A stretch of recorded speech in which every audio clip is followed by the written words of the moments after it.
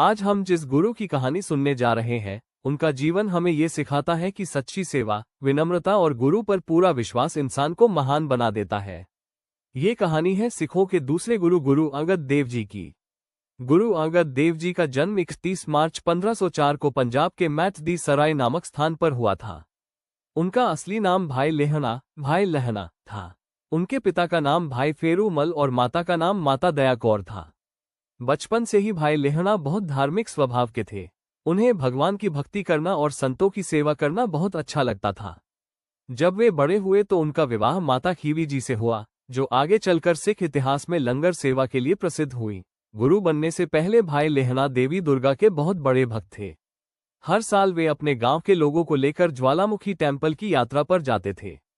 वे पूरी श्रद्धा और भक्ति से पूजा करते थे। लेकिन एक दिन उनके जीवन में ऐसी घटना हुई जिसने उनकी पूरी जिंदगी बदल दी। एक सुबह भाई लहना ने किसी को गुरु नानक देव जी की बानी गाते हुए सुना।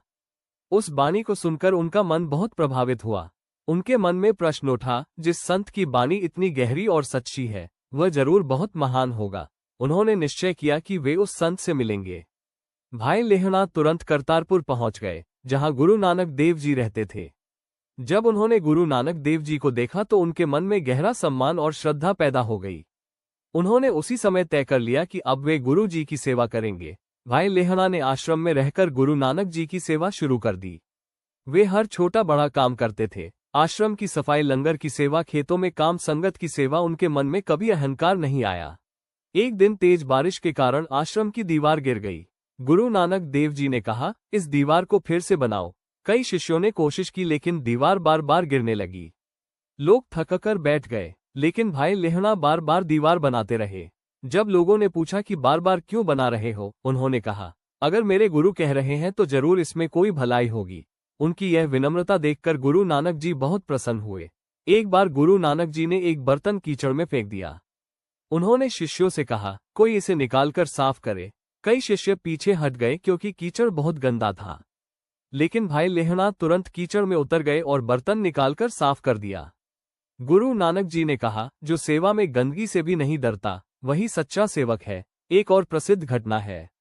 एक दिन गुरु नानक जी ने अपने शिष्यों से कहा कि सामने कपड़े से ढका हुआ एक शरीर पड़ा है, उसे कोई खाए।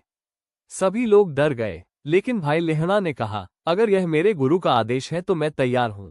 जब उन्होंने कपड़ा हटाया तो वहां मिठाइयां थीं। गुरु नानक जी ने कहा, जो गुरु पर पूरा विश्वास करता है वही सच्चा शिष्य होता है।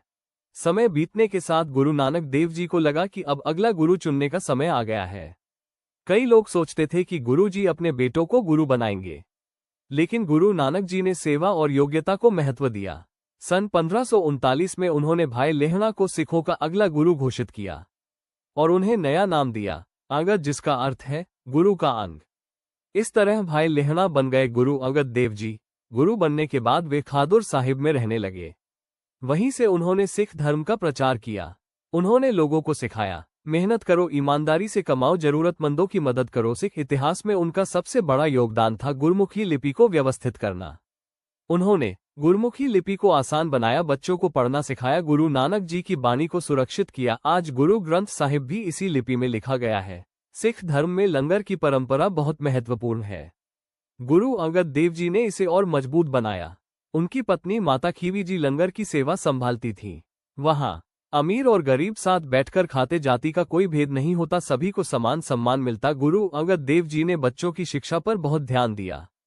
उन्होंने बच्चों के लिए स्कूल शुरू करवाए और उन्हें गुरमुखी सिखाए। इससे सिख समाज में ज्ञान का प्रसार हुआ।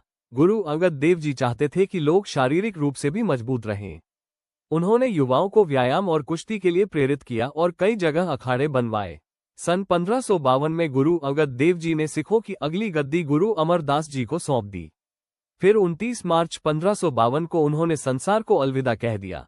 गुरु अंगद देव जी का जीवन हमें कई महत्वपूर्ण बातें सिखाता है।